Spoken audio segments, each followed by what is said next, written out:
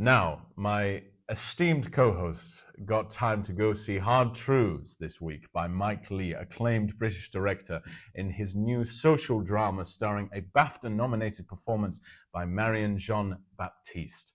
Now, Reuben, this film looks really, really interesting, really engaging, but really hard-hitting.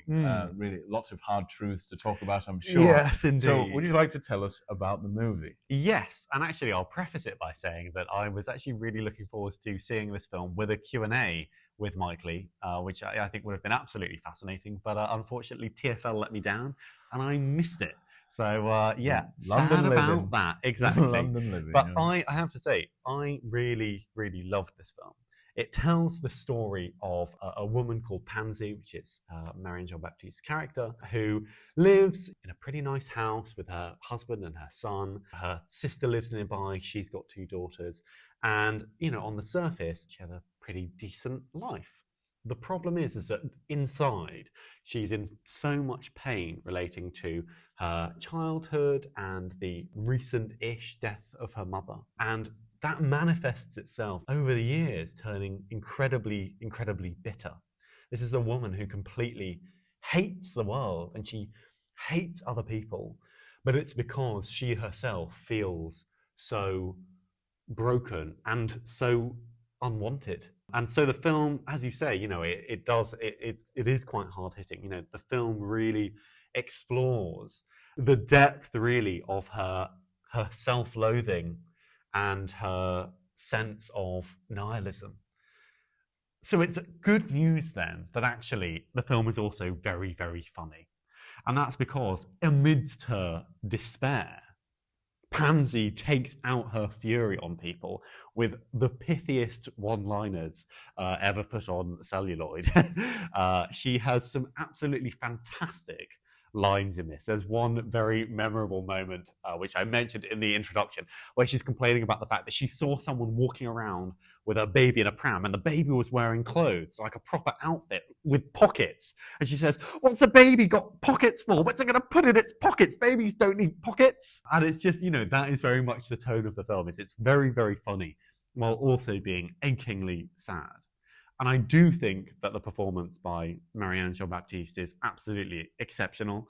She was very rightly nominated for a BAFTA. I wish that she got consideration at the Oscars, because she's really quite spellbinding when she's on screen, because she manages to take a really complicated character, feeling so many emotions, and make it heartbreaking and funny and frightening at times. And she's never two-dimensional. Even when she's doing awful things, you just think, gosh, you know this is wrong. She turns it into something where you go, but actually I understand. I empathize so deeply with you. And I just thought it was wonderful. You know, it's a short film. It's 97 minutes long. And I thought that it was really, really perfectly observed. I mean, Mike Leigh is such a characters director. He famously treats his movies a bit like plays, and does months of rehearsal and finding the characters through kind of working with the cast members. And I think that really shines through, because everyone feels so rounded. Everyone feels so nuanced. And I really, really loved it. It's quite a quiet film in many ways, and I think therefore at times easy to overlook. But it's really, really effective. I definitely recommend that if you have time this week, you catch it.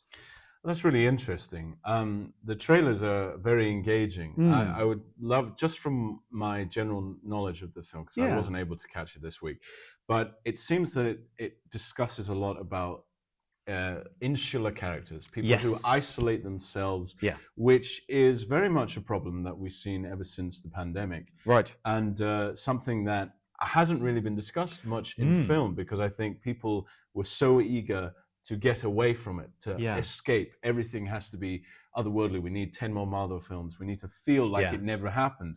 However, this film seems to treat depression in a slightly different way. Yes. So how is that sort of represented in the film? Do you feel like it is a post-COVID movie? Or Yes, that's a really good thing to pick up on. It definitely is a film that exists and has been affected by the pandemic. There is a deep sense of a huge shift that has happened, not just in the characters we meet, but in the kind of the wider community as a whole.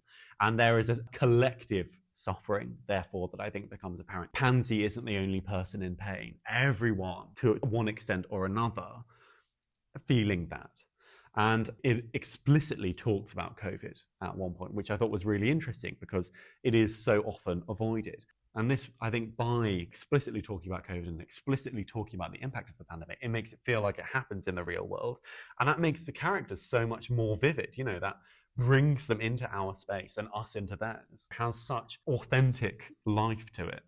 But I think that it's well balanced, therefore, because although it is dealing with really heavy issues and it is talking about, a post-COVID world, and it is talking about death, and it is talking about depression, and Pansy's son in particular is very clearly a young man who has no sense of direction in his life and is really struggling with his mental health. But the film treats all of these things in a way that's really deeply compassionate. This is a film that really cares about all of its characters. It's not demonizing anybody. And I just thought, honestly, I thought it was really beautiful. This is a story that I think watching it, on a big screen in a cinema, ironically, it gives you a kind of access that perhaps you wouldn't get from a stage play because you have the power of the close-up. And sometimes when you see Pansy's face filling the screen, you have such a sense of immediate connection with her. And one of the reasons why that performance is so brilliant is it is an insular character who takes out the fact that she is so insular by being extroverted, if you know what I mean. It's a very, very clever performance because it's all internal, but it's also all external, but they're kind of different characters. So it's really, really good. It's really impressive. I really think it's going to be central in Mike Leigh's catalogue, when we're sort of looking back at his oeuvre as a whole. I really would recommend you catch it sometime this week.